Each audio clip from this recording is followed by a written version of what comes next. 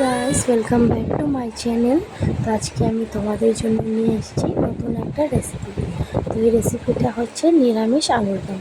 তো আমাদের যেহেতু এখন ওষুধের জন্য আমাদের নিরামিষ, তাই জন্য আমরা এখন এগুলোই খাচ্ছি। তো আজকে আমার মনে হলো যে একটু আলুর দম বানিয়ে খাওয়া যাক। তো তাই নেটে সার্চ করলাম, সার্চ করার পর আমি পেলাম নিরামিষ আলুর দমের রেসিপি। তো ওটা দেখে দেখে আজকে আমিও ট্রাই করলাম। তো এখানে আমি আলু সেদ্ধ করে রেখেছিলাম, ওগুলো ছুলে নিয়েছি। আর একটা মাঝারি সাইজের টমেটো কুচি করে নিয়েছি। আর এখানে কড়া বসিয়ে গরম হয়ে গেলে সর্ষের তেল দিয়ে দিলাম।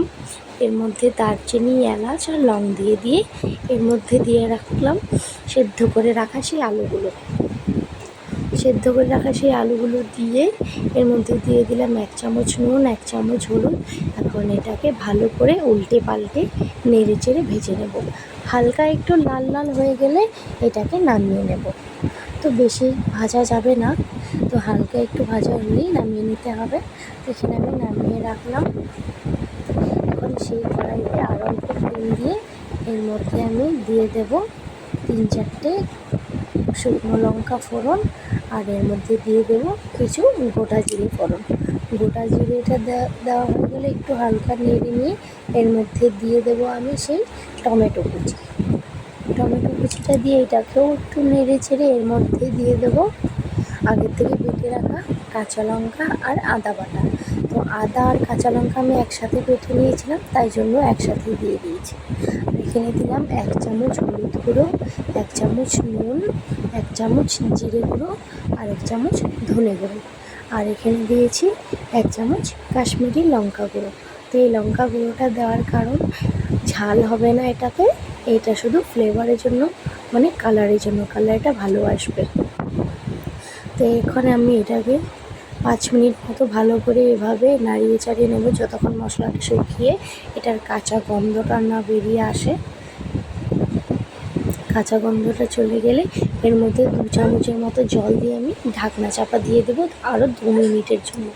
2 মিনিট পরে ঢাকনাটা উঠিয়ে আবারও ভালো করে নেড়ে চেড়ে নেব। এটার পুরো তেল বেরিয়ে গেছে মশলাটার সাইড থেকে, মানে মশলাটা ভালো করে কষানো হয়েছে আর মশলার কাঁচা গন্ধটাও চলে গেছে। ভালো করে কষানো হলে এর মধ্যে দিয়ে দেব আগে থেকে ভেজে রাখা সেই আলুগুলো।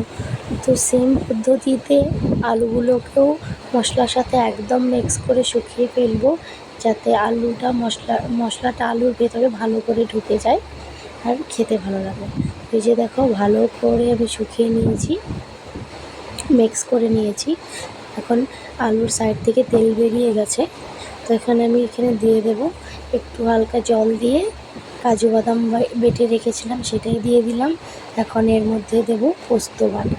তো কাজু বাদাম আর পোস্ত দুটোকে একসাথে ভালো করে মিক্স করে নেব আলুর সাথে।